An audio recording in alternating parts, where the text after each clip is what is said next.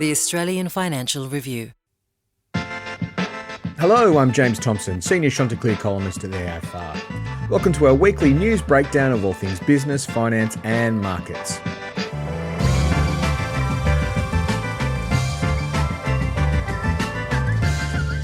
With me today, as always, is my Chanticleer colleague. He always keeps the big dogs of the capital markets honest. It's Anthony McDonald. How are you, Anthony?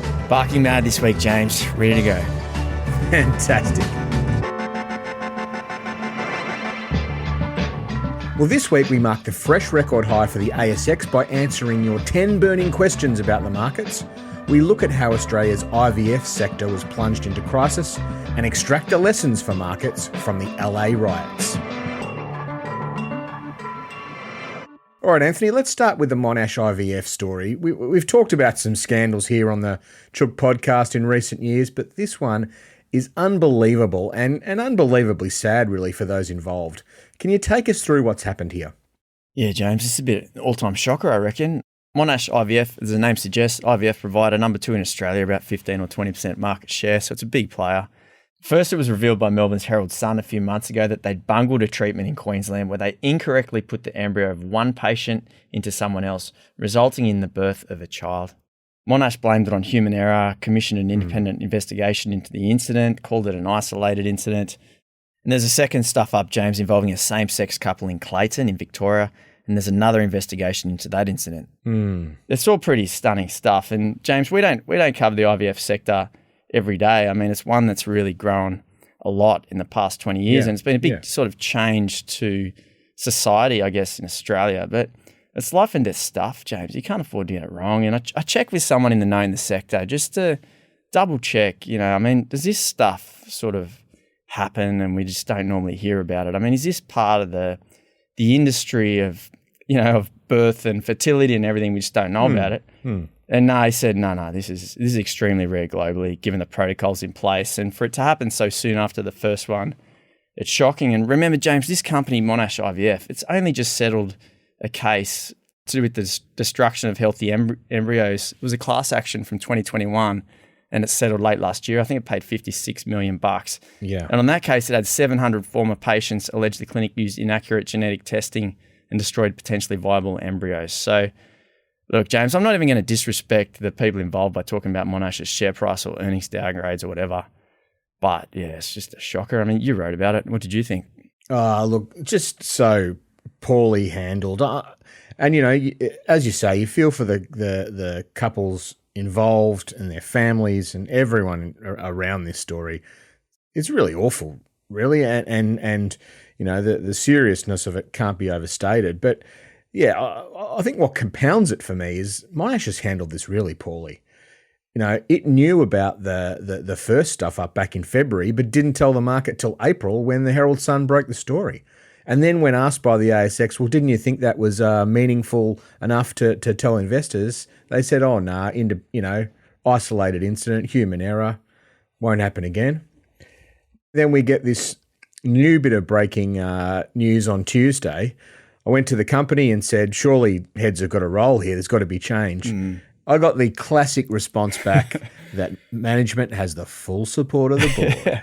Heard that before. Guess what happens? 2 days later, out goes the CEO. What a shock. Gone. I mean, I said on Tuesday that I didn't think Monash IVF would survive in its current form, and I guess that's been proven right because the CEO's gone. I wonder, though, Anthony, the stock's been heavily sold off. This is a pretty fragmented sector. The trust of customers and potential customers in the Monash IVF brand be at rock bottom. I'd be surprised if there's not more change here. Obviously, they're going to get the results of this independent review that they've got a senior counsel doing. I mean, there's just got to be more change at Monash IVF. It's really hard to see how the brand isn't completely trashed by these two things, isn't it? Yeah, absolutely. And to have one in Queensland and one Victoria, I mean, this is a very sort of localised thing. They're 2 of the 3 biggest states, 2 of the 3 biggest markets. Yeah, that's not good, James. And I think Anthony, there's an industry-wide issue here. The whole industry will be hurt by this. People will be saying, well, if it can happen at Monash IVF, one of the leaders in the market, maybe it can happen at my IVF provider. And it's only human to have those thoughts. So I think the whole industry is going to have a bit of a cleanup job to do here and needs to reassure people that their processes are absolutely unimpeachable. James, we've been fascinated all week by these protests in Los Angeles over Donald Trump's handling of the deportation of illegal immigrants. Our new US correspondent, Jess Gardner, a friend of the pod who's been on the pod in the past. Yeah. She's now on the ground. The pictures coming out of there have been amazing. And one of our 9 colleagues was even shot by a rubber bullet. James, it's a big drama. Does it have any implications for our markets? Well, look, I think markets have largely looked past the sort of drama on the streets, but there is an important story for markets behind this. I mean, one of the things that America has really grown strongly through in the last few years is the growth in population and the growth in the labour market through legal and illegal immigration. So what you're seeing now is Trump's clamped down on both, whether it's through, these deportations, much tighter border controls. There's travel bans on several countries, outright bans, which is quite incredible. What we're seeing now, though, is that the growth in the population is starting to slow and the growth in the labour market is starting to slow. The risk there is if the US economy remains resilient, then wages will start to creep up. That increases inflationary pressure, possibly keeps the Federal Reserve from cutting interest rates and pushes bond yields up. So there is an economic story under all this, which is quite important. That there's a possibility that this is quite a negative supply shock for the US market and one we sort of didn't expect would be a problem. So it's worth watching. Obviously, the deportation policy is quite controversial, but there is a longer-term economic impact that I think most people are missing. Yeah, but James, maybe AI saves the day. Maybe, yeah, that's true. But look, I mean, you remember you've got an aging population anyway in America, so bringing in new workers is really important, as we know in Australia too. So you just don't want to get into one of those sort of wage inflation spirals. You're right. Maybe AI will save the day, and this will all be academic. But just watch this in the next little while. It's one to watch in the next 6 months or so. And James, while we're recording on Friday, Israel's just launched airstrikes on what it says are nuclear sites in Iran. Yeah. What's the likely market reaction there? Well, classic market reaction here, Anthony. Oil price straight up. I think it's up 8% on Friday morning. Gold price straight up. Equity markets, the ASX is dipped a touch, and the Wall Street futures for Friday night's trade have dipped a touch too. Look, I mean, it's what people in markets call a classic risk-off move. And usually these things fade pretty quickly. The one thing I'd say, though, Anthony, is watch the oil price. The oil price has come down quite sharply in the last, since the start of the year, basically the last 6 months or so. And that's actually been quite an important thing for bringing inflation down around the world. So a sudden spike in the oil price, if it's maintained, and that's the big if, that could be something to watch too. So that, the inflation story is never quite over till it's over, right? Yeah, it's true. Good point about oil, James. I mean, that's something that really does flow through to just about everything. Just the cost of transport, the cost of raw materials, all goes through the roof. Yeah. Well, Anthony, let's move to our big topic this week. This week, the ASX 200 did something that really seemed impossible about 2 months ago. It set another record high, closing at 8,592 points on Wednesday, beating its previous record set in the middle of February. Now, for me, the resident bear, it's frankly a bit of a strange moment. We're back at the top in the midst of huge global turmoil, with the Australian economy treading water and with Australian companies heading for a third straight year of profits going backwards. But Anthony, to mark this moment, we've decided to do something a bit different on the podcast. Our dear listeners have been inundating us with questions in recent weeks, which we absolutely love.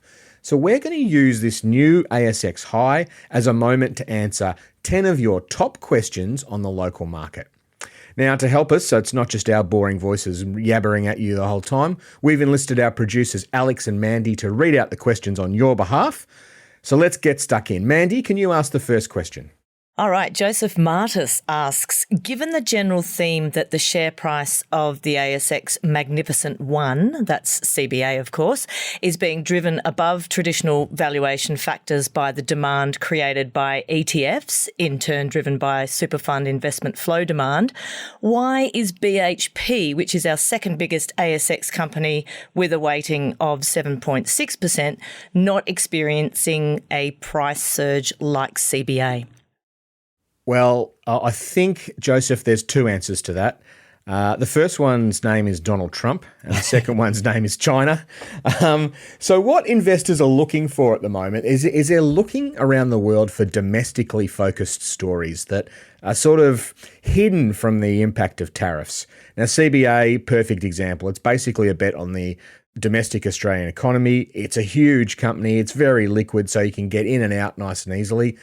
BHP's got a lot of those characteristics, Anthony, but it's still so exposed to China. And if you're in the middle of a trade war between the US and China that seems to sort of be on a roller coaster every second day between war and peace, then you're better to lessen your exposure to those big China stories, aren't you? Yeah, I agree with you on that one, James. The other thing I'd say about CBA, it's while it's a big stock, it's not that liquid. Like, it's got retail shareholders own just over half the company, and they're very sticky. You know, they've been selling a little bit as the share price goes up, but not a lot. They don't want to crystallize these big capital gains for tax purposes. So you've got a lot of long-term shareholders there, whether they're institutional, retail, or whatever, can't afford to sell because of the tax it'll crystallize. So I'd argue the free float is actually about half the company or so, not the full size, unlike BHP where you got a lot more trading in and out every day. Yeah, half of CBA is still a pretty big company there, right? No, good point. All right, let's have our second question. Okay, guys. Danny from Victoria, he'd like to know if you two think CSL is a good long-term stock. 100% I do. Danny, I'm not making any buy, hold, or sell call on this, and it's not my place to give advice, and by no means am I an institutional investor. But if you're asking me if it's a bloody excellent company still, CSL, then the answer from me is yes. I mean, has it lost its shine in recent years from a share price perspective? Absolutely. But I think what you got to understand about CSL is three things have sort of crunched it in the past 5 years, Danny. So first of all, the industry structure deteriorated. So the cost of gathering plasma, which is core to their products, went up for various reasons, started happening in COVID, and it's crunched margins. The second thing is that it's just been poor from a capital allocation perspective. So for years, CSL was one of the shrewdest spenders and investors in its own business. It went out there, paid way too much money for a big business called Vifor, which was US $12 billion. And arguably its big R&D spend has been spent in the wrong places in recent years. And the third thing is tariffs, Danny. I mean, that's overhanging this company. CSL's on the front foot saying don't worry too much about the tariffs, but there is concern that the pharma industry is on the nose and it's going to get crunched hard. So those three concerns have really weighed on the share price quite amazingly in the past 4 or 5 years, Danny, to the point where CSL's gone from one of our best, shiniest, blue chip companies trading at 40 times forward earnings to trading at about half that. Like, it's quite an astounding fall, and instead a lot of that money's gone to CBA. Now, I would say those three things, CSL's trying to fix the three of them. The industry structure is still good. It's working on the capital allocation piece, and it's trying to prove that the tariffs aren't going to be a long-term problem. Yeah, no, well said. One of my favourite sayings in markets is from a guy called James Aitken, who says everyone wants to be Warren Buffett until they have to be like Warren Buffett. Now, Warren Buffett always likes to invest for the long term, right? Well, there's no company, I reckon, in Australia that thinks about the long term as well as CSL does, that they're constantly looking 10, 15, 20 years out, because that's how long it takes to develop these drugs. They never take the foot off R&D. And look, I think that's why over the long term, this is a good stock to be in. All right, let's hear from our next question. This is from Sue. She asks, what is the payout rate of private insurers? Does this explain why the share prices of IAG and Medibank have done so well in the past year? Yeah, this has been a hot topic, Sue, in the last little while with HealthScope going under. Are the health insurers keeping too much of the pie? So Morgan Stanley analyst Andre Stadnik, he's done the numbers for us. So private health insurers collected $29.4 billion worth of premiums in the 2024 financial year. and they paid out 84.2% of that. So that's not too far off long-term averages, actually. So the claims they're holding too much back, well, I guess pre-COVID, the numbers were around 87%. So yes, they've increased their profit hold a little bit, but not too much. Interestingly, Anthony, home and motor insurance, they pay 71% of their premiums collected back. So that's a fair bit of profit, isn't it? It is. Yeah, so very important to separate these two there. James, like obviously Medibank private health insurance, IAG, completely different. It's general insurance. So yeah, homes, cars, commercial insurance. Yeah. I mean, why it's done well basically is a benign claims environment. Like I know we've had floods up in Taree recently. We had the big Lismore ones a few years ago. But James, it's been pretty lucky in terms of the big disasters in the areas where it has really high exposure. Brisbane, Sydney, Melbourne, basically are the biggest areas. If you get a giant hailstorm that hits some car yards in Sydney, Melbourne or Brisbane, you have a really bad year for IAG. I mean, that's how it goes. It's actually offloading a lot more risk as well. And they've kind of discovered some of the magic of reinsurance. Yeah, absolutely. Let's hear from our next questioner. All right, Tony from Queensland, and he wants to know, how high do you think Sigma shares will go? And perhaps you could tell us what Sigma does and how it makes its money. Sigma's a big wholesale supplier into chemists and also owned a few chemist chains of its own. Now it was a reasonably small Australian company, James, until it bought Chemist Warehouse in a deal that concluded last year. And as for how much further their shares can run, look, I don't know, and I think it would be remiss of me to speculate, but what I will tell you though, Tony, is that the more we hear about Chemist Warehouse, the more the market gets to learn about them since they've listed via Sigma Healthcare. And the more that we learn about how Chemist Warehouse thinks about the basics, right? Just the real basics of retail, price, product, promotion, place. The more I think that we understand this, a really impressive story. There's plenty of growth in this thing. If it doesn't get too big to manage and they can keep it all together, this thing's got growth in Australia, in each of its states. It's got growth offshore. I mean, they're pushing into a bunch of markets offshore, James. Only in small ways, but often with JV partners and stuff like New Zealand, Ireland, China, Dubai. And that's interesting to me because it comes as we're seeing this real retreat from offshore by a bunch of Australian businesses. Only this week we saw Qantas, for example, shut down, or say it's about to shut down its Jetstar International business that's run out of Singapore. Now, James, I think this Chemist Warehouse, which we kind of think of Sigma as Chemist Warehouse now, because that's 90% of the business. Basically, it's making more money than we expected when it got put into Sigma. Sigma was the wholesale supplier. It turns out putting a wholesale supplier into the actual retail operations, that's churning out more profit too. Who would have thought, James? Vertical integration's a great business move for them. So I think this, in terms of the share price, it's hideously expensive. Sigma shares are $3 plus. Mate, you could buy them for less than $1 for most of the past 20 years. It's trading at more than 50 times forward profit, so it's very expensive. But I mean, this Chemist Warehouse is just an absolute machine. Yeah, look, I mean, it's up 180% in the last year. So that's how much further can it run? I think it's a legitimate question. Actually, Tony's asking. I reckon there's two factors that I'd want to watch. I want to be certain that Mario Verrocchi, the CEO of the Chemist Warehouse business, and the Gantz brothers who co-founded that with him, I want to be certain they're sticking around. Those guys are the key. They are the magicians. They've got the secret sauce in bottles out the back of the Chemist Warehouse, and I want them there to smother it across this business for many years to come. And I guess I want to your point about Australian businesses going offshore, I'd want a bit more evidence that this model works in other places. You know, it sounds pretty logical, right? Everyone likes cheap medicines, aging populations everywhere. This will work everywhere.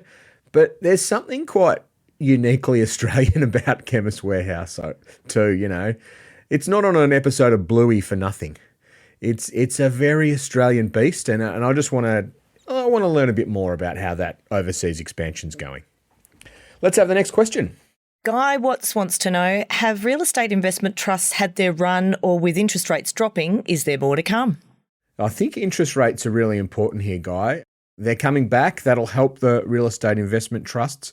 But I reckon the bigger thing that real estate investment trusts have in their favour is the 3, maybe 4 great property shortages of Australia. We all know about the housing one. But Anthony, we're not building many new office towers at the moment, and maybe that's a good thing. But we're certainly not building them in the prime locations in Sydney and Melbourne at the rate we were. We're not building many more supermarkets. There's hardly any new retail space, not many new greenfield shopping centres, so not many brand new shopping centres. There are extensions to existing shopping centres, but not many new shopping centres. And we're not building a whole lot more commercial property either. So there's a chance that if the economy can continue to grow, even at the sort of, relatively poor pace that it's been growing at in recent years, we get to this point where we've got a shortage of good retail property. And if you can find those real estate investment trusts that have got the right properties in the right places, I think those existing properties become even more valuable commodities, don't they? Yeah, I agree, James. I mean, the past 5 years, we've seen an absolute rebasing higher in terms of what it costs to build a property. So anything that you've already got in the ground is much more valuable than it was in the past, just because the cost to rebuild is so expensive. And Great Guy, point. I can tell you there's a bunch of institutional investors, fund managers who are trying to pick the bottom in terms of the price of the REITs. I mean, they're still interested in them. You've got to be careful. We all know what happens to people that pick bottoms, James, but there's a lot of the sector is watching. They're trading at discounts still, 5% plus across the ASX 300 REIT sector. That's more than it is normally. So they reckon that fund managers are telling us there's still value in Australian real estate. They're just trying to pick the right moment. Yeah, that's right. Yes. I'm still getting over your picking bottoms comment. Sorry, Anthony, but let's move on to the next question while we can. All right, we're into the back half. Patrick from beautiful Victoria asks, Trump's election caused a slump in green energy stocks. Following the principle that you buy stocks that are out of favour against longer-term themes, is the sector not a massive bargain at present? That's a great question. It is. I do love a contrarian, James. Yeah, me too. And yeah, absolutely can be a great time to invest. But you have to ask, is the slump cyclical or structural? Has Trump thrown the renewable track so far off path that the industry will not exist to the extent we thought it would? I'd say probably not to that, James. Sure, it's not happening as quickly as maybe was expected a couple of years ago. The energy transition is slower, as we talk about all the time in this pod. There are a stack of renewables, though, in the grid, James. There's a stack plan for the grid. We're not in the business of turning down energy at the moment. The world is energy hungry, and it's going to get more energy hungry as the AI and electrification of everything takes place. But the problem, though, Patrick, and if you're thinking about Australia, there's not many green energy stocks. I mean, the biggest renewables developers here are AGL and Origin Energy, and I'm not sure you'd call them green energy stocks. They're huge polluters. They own the big coal-fired power plants, and I really like Origin. I like the way it goes about it. I think it's got some very valuable assets, and I'm pleased to see it's still listed on the ASX, but I wouldn't consider it a green energy exposure, though. I mean, we used to have a few wind energy developers, Infigen and Tilt. They both got snapped up. There was a hydro developer, Genex, got pretty crappy. It was bought last year. Yep. There's not a lot out there for you, Patrick, unless you're looking offshore. Well, and I think that goes to the story here, isn't it? Doesn't it, Anthony? You need lots of patient capital, which the public markets sometimes aren't great at. And so a lot of these assets have ended up in private hands. But look, I'm with you. You think about Victoria at the moment, Anthony, our big coal generator is sort of on the blink at the moment.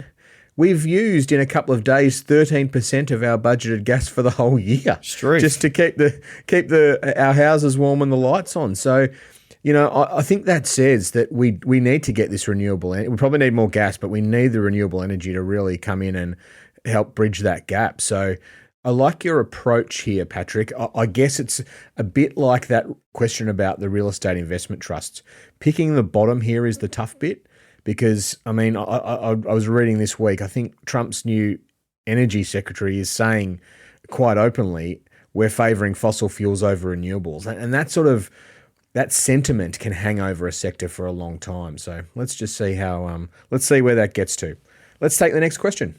Well, sticking with the American theme, Francis from New South Wales asks, why isn't the US choosing Australia's rare earths?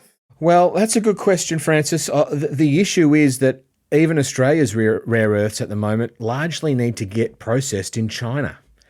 China is the home to the vast majority of processing capacity in the world for rare earths. And so even if America wanted to grab our critical minerals, which they clearly do, and we've got plenty of rare earths and critical minerals to offer, we still need to figure out the way to process them. We're trying to work through that. Is it economic or cost effective to do it in Australia? But most of our listed rare earths players listed on the stock exchange are still pretty junior in size and scope, and they're still trying to figure this processing question out themselves. So, Anthony, I think we're part of the solution for the US rare earths question, but we're not quite there yet, right? Yeah, it's a tricky one because there's so many different types of rare earths and the processing required, like you said, James, it's not a scale industry for us, so it's really hard for us to build up a big rare earths industry like we've done with iron ore and coal, which are these big bulk commodities. Everything happens in big tonnages, and we build the big infrastructure and we get this great sort of moat around it. So yeah, unfortunately, we're just not there yet, and I'm not sure we'll ever get there either. Okay, Andrew from Melbourne has an AI-focused question, and he asks, in an AI era, what do business operating models look like? Yeah, tough one. Yeah, good question. Let's think about this two ways, James. Yep. I'm not sure if Andrew wants us to think about the AI businesses themselves or how businesses use AI and what businesses look like. So let's just go with the AI businesses themselves to start with. Yep. The ones that will be built to capitalize on AI. I mean, in Australia, that's going to be the uses of AI. It's the software, it's the rostering systems or paperwork for aged care providers. It's the automating cement deliveries for Boral. I mean, that stuff's happening. So it's these applications of AI. That's where Australia is playing in this big AI world. We're not big enough. We're not rich enough to be building the actual infrastructure. I mean, that's coming out of the US, the big tech companies. So our startups and everything are looking at building software that uses AI, and that's okay. That's where Australia's found its place in the world. We've done that B2B, B2C software quite well. I mean, it's a sector that's kind of risen from the ground in the past 15 or 20 years with your Atlassians, your Canvas, your WiseTech, and heaps of other unicorns now behind them. We're not building the large language models to knock off Google's Gemini or OpenAI's ChatGPT, James. I think that's just the reality. Now, the other side, if you think about what an ordinary business model will look like in the AI era, I mean, this is where we get into the hollowing out of the workforce, James. I mean, we've already seen with the generative AI, we're seeing some of the hollowing out of the content sort of jobs. Now, for example, advertising agencies offshore have been slashing jobs. Yeah, all the content production stuff is really being cut. It's been sped up by the AI that's able to do what people could do. You can debate either way whether it's as good. And if you're looking also at a lot of the professional services firms, I hear about this all the time where you can do 5 days work in 5 hours now with AI. So yes. Tax advice on a complicated transaction, you used to spend a whole week on it in the past to think about similar situations. Now they feed it through the AI. The AI will tell them which precedents to look at, and it gets much quicker. So I guess that what that means, James, is smaller sort of back office functions in businesses themselves. The way everyone's thinking about it is you're kind of going to have, the bosses that run the businesses still. You're going to have the people that serve the people at the bottom, and in between. A lot of the stuff is going to be done by AI. Whether that works or not, I'm not sure, James, because I still look at the people that are telling us about this stuff. They're the AI vendors themselves. And all of this is being dealt out in the physical world. So the way they get their message through to Matt Coleman or Vicky Brady or whoever is to fly them over to the US and tell them face to face about how the AI works. So I'm still waiting to see that flick over into the virtual world as well. Yeah, good point. No, I think you're right. I think lots of we'll still need management, we'll still need salespeople, we'll still need customer service. It's that back office that's going to really change. And I think companies will have their own AI, customized to their business. So it's the most effective use of your own data, and away we go. I think we've got another AI-related question too, though. Yeah, we have. From Melanie, she asks, Australia's AI discourse often focuses on job losses and automation risk, but how can we frame the national conversation to address how AI will change jobs, reshape career paths, and elevate the importance of distinctly human capabilities like contextual judgment, empathy, storytelling, and ethics? What role should education and policy play in preparing our workforce for this era of human plus machine collaboration? And are we at risk of underinvesting in those very capabilities that will unlock AI's full productivity potential?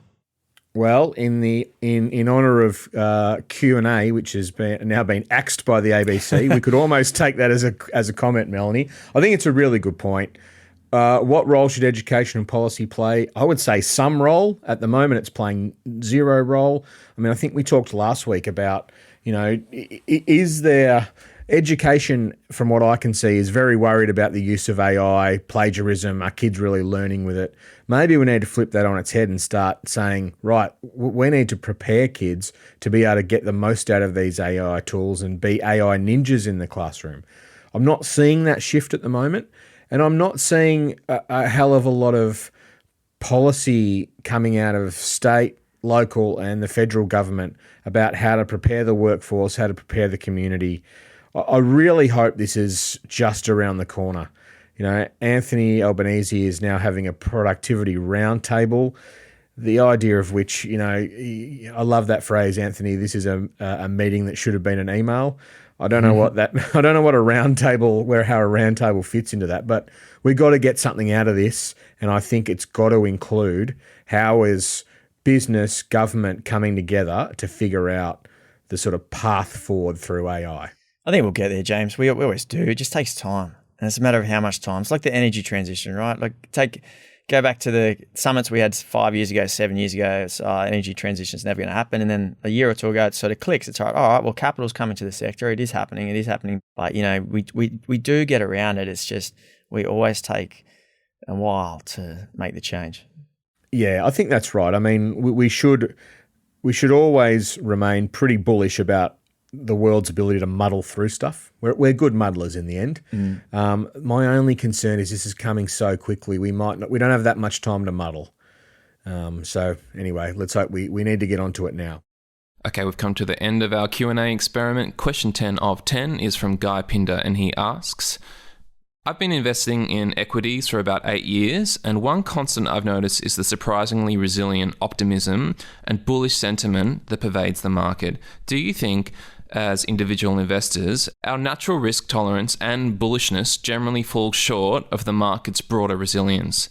And that perhaps we need to become a bit more comfortable with discomfort if we want to achieve decent long-term returns? I'm feeling personally attacked here, Anthony. Yeah, look, James, I think Guy's worked out something in 8 years that's equally been staring me in the face and has taken me longer to get my head around. It's the market, James, over the long run, it goes up. Yeah. Your average investment over the long run increases in value, which means you do better and make more money by being bullish than bearish. Now, James, the past 8 years for Guy, they've been exceptional. Okay, so the ASX has averaged 10.6% a year returns. So if you add the capital plus the dividends, 10.6% a year over the past 8 years. The Guy's talking about the S&P 500. Now that's the big market in the US, the one that sets the sentiment for markets globally. That's been even stronger, 14% a year over the past 8 years. Now that's phenomenal. But even if you look at the 30-year numbers, James, they're still very strong. The ASX does about 10% a year over 30 years, and in the US it's 10.6% a year. So they're very, very strong numbers. Now, what this is a reminder of, James, is despite all the uncertainty, and every year starts with more uncertainty than the last. You can be guaranteed in January and February of every year, people are going to be telling us, it's never been more uncertain. There's so much to worry about. Economy, rates, inflation, GDP, jobs market, geopolitics, China, energy transition, Iran, today, AI, whatever we're talking about, there's lots of uncertainty. And yet the market investors, they have to look through it. Why, James? It's to get that 10%. History shows that on average, the market goes up. And I think once you do appreciate that, it takes a bit of a mind shift and you come to realize that it pays to look for the good in things, James. The good in a company's announcement, the good in the earnings result, the good in the bits of its new business strategy, not just the bad. Now, as journalists, James, this is a quantum leap and I'm not sure we're ever going to be able to make it. And that's why I say be careful asking us for stock tips, because we see the bad in things. And that's just inherently because we sit here every day of the week reading these companies' announcements and they are shoving junk down our throats, telling us that everything is good when it isn't necessarily, right? So it makes us cynical, and it's our sort of role in this whole theatre of the markets to be cynical and try and think about, the things that could go wrong and the risks. But to come back to Guy's question, I agree. You do need to get comfortable with the discomfort to achieve decent long-term returns in equity markets. That's the whole game. I would say, Guy, you're absolutely right. The resilience of the market and the ability for investors want things to go up, right? That's why they're in markets. That's why they take risk. They want things to go up. And for the last 30 years, as Anthony said, they generally have. Now, I would say, to be Mr. Bear, as usual, the last 30 years have been pretty bloody good for the world. Globalization, low interest rates. We've had a few big moments of panic, but, we've pandemics, GFC, but, we haven't had a world war. There hasn't been the 1930s and 40s, if you think of a period of tumult like that. So, I guess I would say, Guy, remember a balanced diet. You need the bulls and the bears. You need your vegetables and you need your desserts. So as long as you're keeping both cases in mind, and you'll get both cases here on the Chanticleer podcast, you'll be totally fine. But what a great question to finish with, Anthony. We'll better take a break now. We'll come back and look at what's out next week. There's a very important piece of Australian economic data that the RBA will be looking closely at. Back in a sec.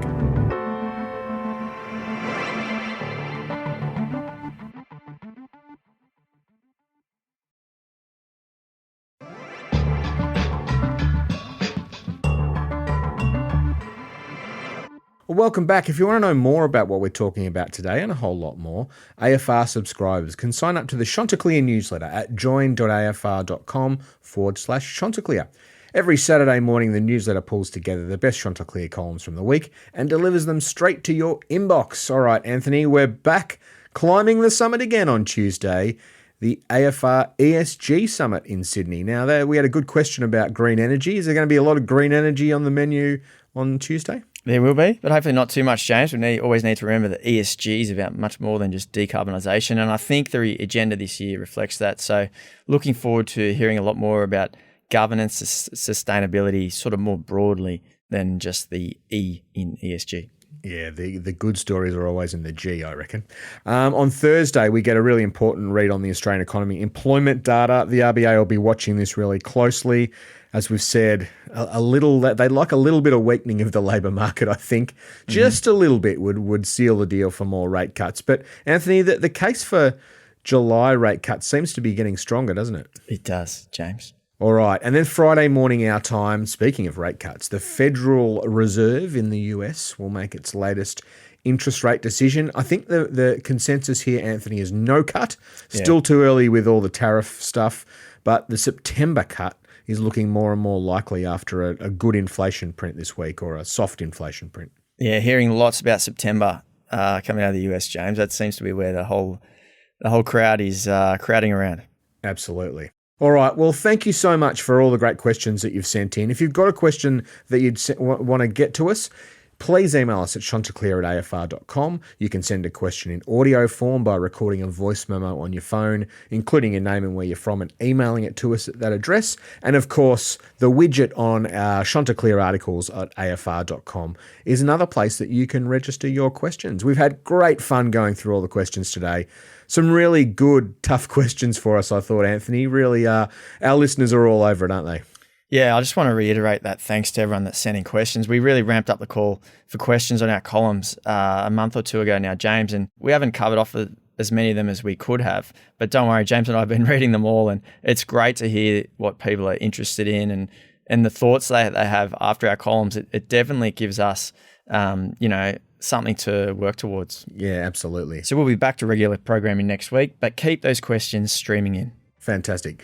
All right, Anthony, another big week looms. Enjoy the ESG Summit, and we'll be back looking at another week of drama, and no doubt, next week. Yeah, thank you, James. Have a good weekend. Terrific. See you then. Thanks, everybody. Talk to you soon. If you like the podcast and you want to hear more, consider sharing or giving the podcast a review, as it helps other listeners find us. And don't forget to follow wherever you get your podcasts. At the Financial Review, we investigate the big stories about markets, business and power. For more, go to afr.com, and you can subscribe to the Financial Review, the daily habit of successful people, at afr.com/subscribe. Chanticleer was hosted by me, James Thompson, and Anthony McDonald. and it was produced by Alex Gow with assistance from Mandy Coolin. Our theme is by Alex Gow. Head of Premium Content is Fiona Buffini.